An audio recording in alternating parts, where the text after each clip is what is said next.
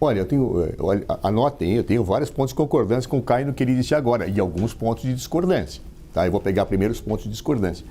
Caio, eu participei de eleições como candidato com o voto escrito, com o voto anotado em cédulas. É um horror. É um horror. Eu participei e ganhei eleições. Porque o cara marca lá no quadradinho, na situação colocada, as situações, isso sempre foi um horror.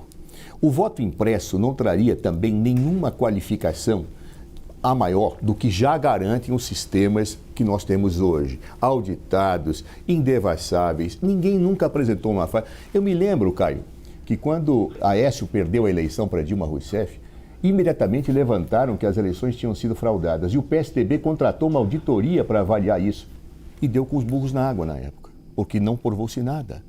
Ou seja, nunca se prova nada.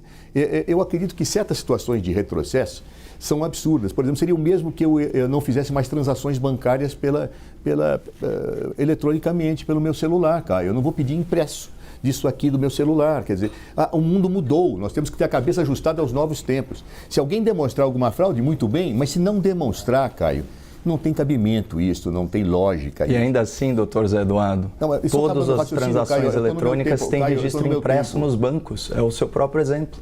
Quando você vai fazer uma operação num caixa eletrônico, você tem o registro impresso disso. É uma questão de segurança extra. Os bancos são conhecidos por maximizar lucros. Eles jamais fariam isso. Deixa eu tentar organizar o debate aqui. Zé Eduardo e Caio. Zé Eduardo e Caio. Elegante. Eu pediria que me ouvisse primeiro. Aí depois você me aparteia, Caio, nós temos tempo. Porque Zé quando Eduardo... você interrompe, você quebra o raciocínio. Deixa você quer me ouvir. Deixa eu tentar, Zé Eduardo, fazer aqui uma parte. É o seguinte, Caio, você pode até interromper, mas na hora que o ministro permitir e o contrário também, vice-versa.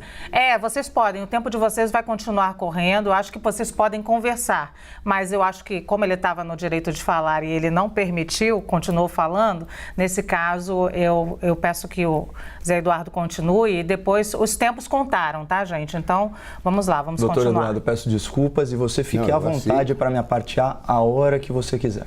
Não, você também disse que eu concluo o raciocínio, Caio. O grande problema é quando você aparteia e não termina o raciocínio. Eu imaginei que tinha sido uma pausa. É por isso que no parlamento a gente fala, posso apartear? E aí você permite ou não. Essa é a regra do jogo democrático. Então, vamos seguir essa regra sugerida. Tentando voltar ao raciocínio que eu estava tentando colocar, Caio, eu estou dizendo o seguinte, que objetivamente nosso sistema eleitoral é absolutamente atestado, nunca ninguém provou nenhuma fraude, então isso fica no vazio, Caio. Acho, todavia, que você tem razão num ponto, a direita está muito articulada, até mais articulada que a esquerda. E essa articulação, ela começa no momento em que surge a visão neoliberal que se funde com o autoritarismo. Ou seja, o neoliberalismo, ele defende uma série de questões que vieram, depois do consenso de Washington, uma ideia um pouco dominante, e se une ao autoritarismo. Um exemplo claro é da ditadura de Pinochet, em que largamente até Hayek elogiava a postura econômica de Pinochet e chegava a dizer que a ditadura às vezes é necessária.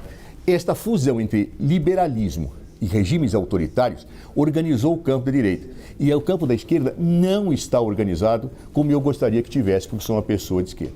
Então, nesse ponto, você tem total razão naquilo que afirmou.